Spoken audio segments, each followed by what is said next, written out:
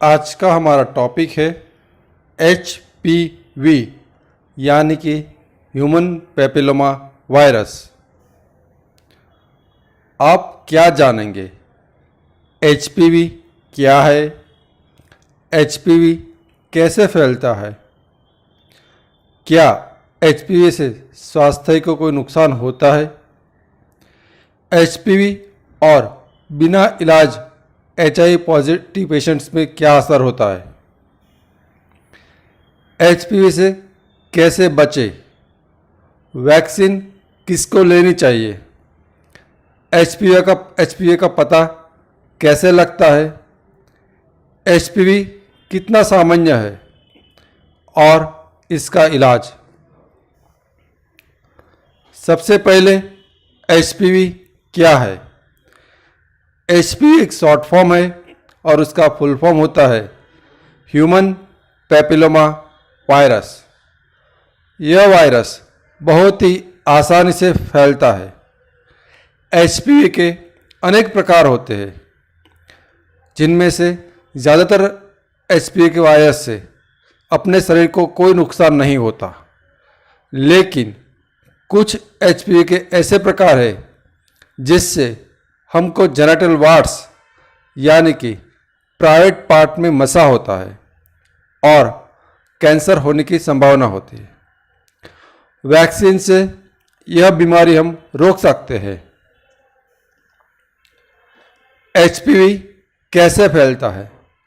यदि कोई व्यक्ति HPV से संक्रमित है, उसके शरीर के अंदर HPV के वायरस है और यदि उस व्यक्ति के साथ मुख मैथुन, योनि मैथुन या गुदा मैथुन किया जाता है बिना कॉन्डोम, तो फैलने की संभावना रहती है और कॉन्डोम का इस्तेमाल करने से ये संभावना कम कर सकते हैं, लेकिन ज़ीरो नहीं होती।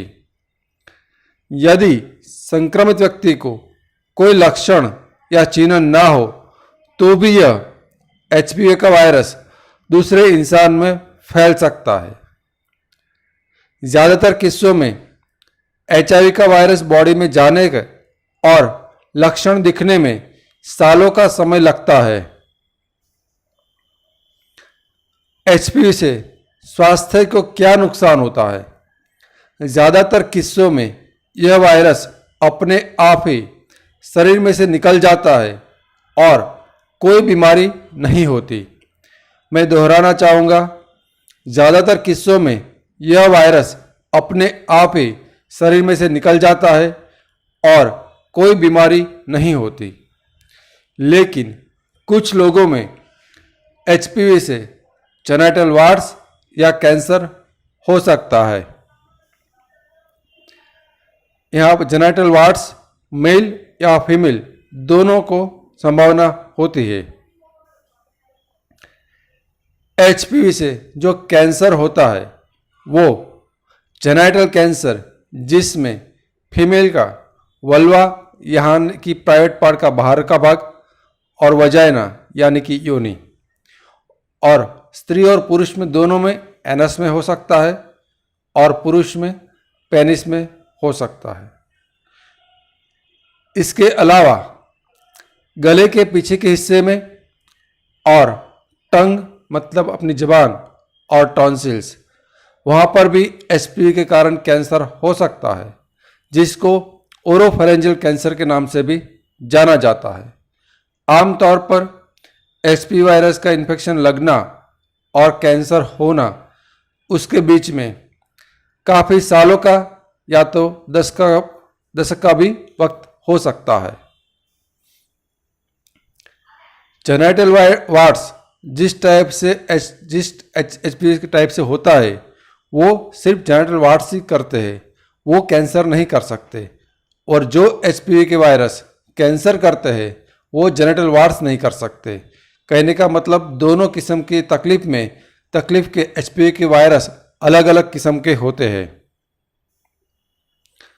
यदि कोई इंसान HIV पॉजिटिव है और वो अपना इलाज नहीं कराता तो उसके अंदर उसकी इम्यूनिटी यानी कि CD4 काउंट कम होने की संभावना होती है और वैसे व्यक्ति यदि इसको एचपीवी का इन्फेक्शन लगता है तो उसको एचपीवी के कारण बीमारी होने की संभावना बाकी लोगों से बढ़ जाती है।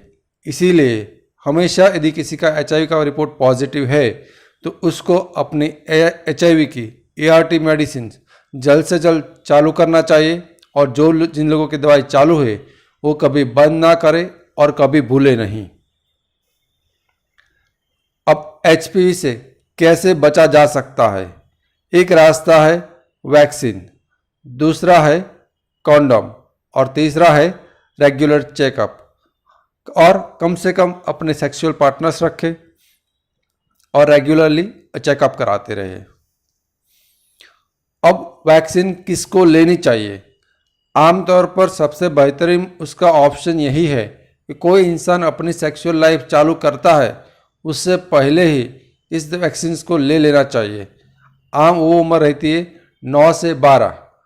यदि कोई इंसान उस उम्र में वैक्सीन नहीं लेना है और लेना चाहता है तो दूसरा ऑप्शन रहता है 12 से 26 साल, और आमतौर पर 26 साल के बाद यदि कोई लेता है 27 से 45 के साल के बीच में, तो हो सकता है कि उस वैक्सीन की असर उतनी अच्छी ना आए, क्योंकि 27 से 45 साल से पहले ही वो इंसान सेक्सुअली एक्टिव हो चुका होगा और उसको पहले ही एचपीवी का इन्फेक्शन आ गया हो, ऐसा बन सकता है।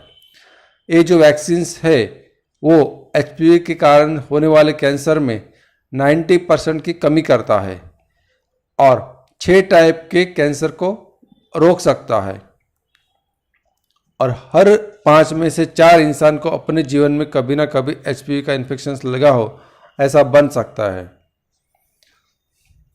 अब एचपीवी का पता कैसे लगता है, उसका निदान कैसे करते हैं और उसका डायग्नोसिस कैसे करते हैं?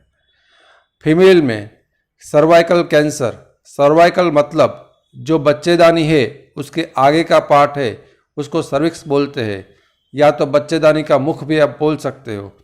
उसमें कैंसर है, कैंसर की शुरुआत हुई है या तो कैंसर है, वो जानने के लिए पेप नाम की टेस्ट होती है जो आमतौर पर रूटीन चेकअप के तहत 30 से 65 साल की उम्र वाले लोगों को करानी होती है, और यदि जिसको एचआईवी है उसको हर साल पेप का एक बार टेस्ट कराना चाहिए।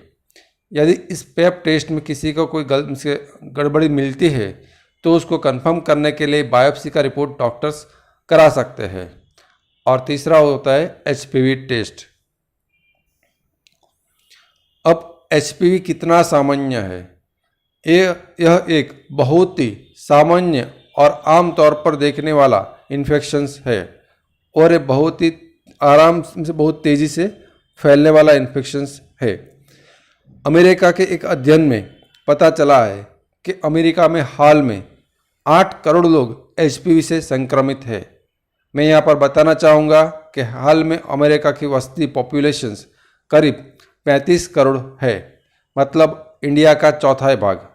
अमेरिका में इंडिया का चौथाई वस्ती है, पॉपुलेशन से, और जिनमें से 8 करोड़ लोग एचपीवी से संक्रमित है, और हर साल 1 करोड़ 40 लाख लोगों को एचपीवी का इन्फेक्शन लगता है, और जीवन काल में लगभग हर इंसान को एक बार इन्फेक्शन लगने की संभावना रहती है। ये अध्ययन अमेरिका का है, इंडिया का नहीं है। वैक्सीन से पहले हर साल 3.5 लाख अमेरिकन को जेनिटल वार्ड्स होते थे, और कभी भी आप कोई भी 100 सेक्सुअली एक्टिव अमेरिकन इंसान को लो तो उनमें से एवरेज एक इंसान को जेनिटल वार्ड्स होता है। हर साल अमेरिका में 12,000 से भी ज़्यादा मामले कैंसर के आते हैं जिसका कारण एचपीवी वायरस होता है, और स्क्रीनिंग और इलाज के बावजूद भी हर साल अमेरिका में एचपीवी के कारण 4,000 लोगों की मृत्यु होती है। वहाँ पे तब जब उसका पॉपुलेशंस हमसे 1/4 है। वहाँ पर वैक्सीन लगभग हर किसी को दिए जाती है।